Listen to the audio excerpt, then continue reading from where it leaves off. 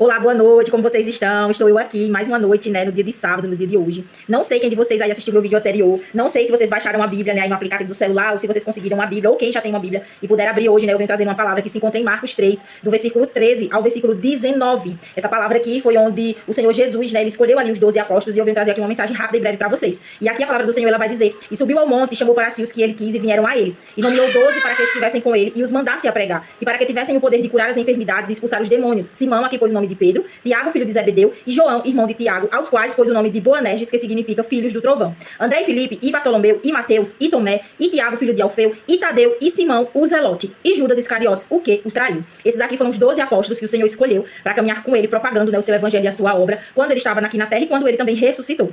E eu quero falar o que para vocês aqui no dia de hoje, através dessa mensagem, né? Eu vou trazer um temazinho aqui para vocês: a diversidade entre os escolhidos, a diversidade entre aqueles que o Senhor escolheu. Então Jesus, quando ele começou a chamar aqueles 12 homens que com ele caminhariam e presenciariam muitos milagres e maravilhas, e que depois se tornariam testemunhas de tudo que viram, ele não se limitou a um grupo específico.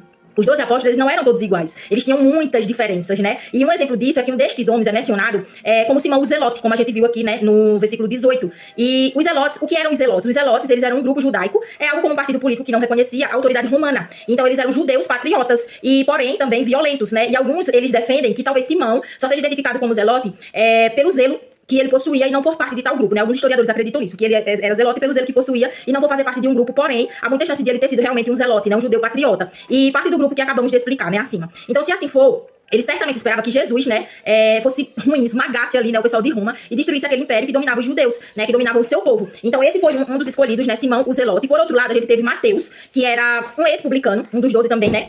Ele era um ex-publicano, um ex-cobrador de impostos. E os publicanos, eles eram judeus que trabalhavam para os romanos, imagine, né. E por isso eles eram odiados pelo seu próprio povo. E se um judeu comum teria problemas em conviver com um publicano, você imagina um Zelote, que era um judeu patriota, que amava o seu povo, né, que amava a sua pátria de coração. Então alguém que odiava Roma e que era capaz de escolher a violência diante de uma situação que envolvesse judeus e romanos. Então vocês imaginem, Jesus, porém, pegou esses dois extremos e os fez caminhar juntos. Ele fez eles se sentar em uma mesa, ele fez eles partilhar do mesmo alimento e aprender com o mesmo mestre. E alguns discípulos, eles eram falantes, como Pedro, outros eles já eram mais quietos, alguns eles criam prontamente, outros precisavam ver para crer, como Tomé, né? Então quem é capaz de unir um grupo tão distinto, um grupo de pessoas tão diferentes? Eu digo a vocês, assim como nós hoje, né, trazendo para nossa realidade, nós somos pessoas totalmente diferentes. Eu digo a vocês que não estou falando aqui de religião, eu estou falando aqui de fé, eu estou falando aqui de Jesus Cristo, porque Jesus, ele é o único elo capaz de unir grupos distintos, assim como ele fez com os seus discípulos. Jesus, ele é o único elo. E apesar das diferenças, todos tinham algo em comum, que era a fé naquele homem que realizava maravilhas. Jesus, ele é o ponto que une as nossas diversidades, que une as nossas diferenças, né? As nossas diferenças, elas devem se convergir diante ali do nosso elo, que é Jesus Cristo. Então a cruz, ela é o ponto de conversão.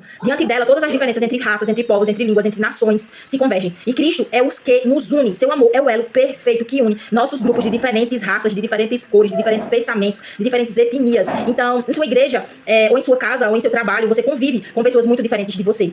Pessoas com histórias, né, diferentes, distintas, temperamentos conflitantes, e que Jesus, ele possa nos unir, que Jesus, ele possa unir você a eles. Então, diante dele, nosso amor pelo evangelho, aquilo que temos em comum, deve se sobressair de tal forma que as nossas diferenças, elas devem desaparecer. Então, que Jesus, ele seja hoje e sempre o elo perfeito entre nós, que ele, né, com a maior prova de amor que deu por nós, que a gente possa compreender e que a gente possa passar por cima de qualquer diferença e viver, né, esse evangelho extraordinário que ele nos traz, essa palavra incrível que fala hoje sobre aliança, sobre união, sobre elo. Jesus, ele é o único elo que pode unir eu e você, independente de cor, de raça, de religião e de credo. Amém? Então, reflita nessa palavra hoje e busque viver, né, em harmonia, e busque fazer uma aliança, e busque fazer esse elo com o Senhor Jesus Salvador, que é o único, né, segundo a sua palavra, que é o caminho, a verdade e a vida. E somente ele, né, nos leva ao Pai. Amém? Eu deixo essa reflexão hoje para nós aqui na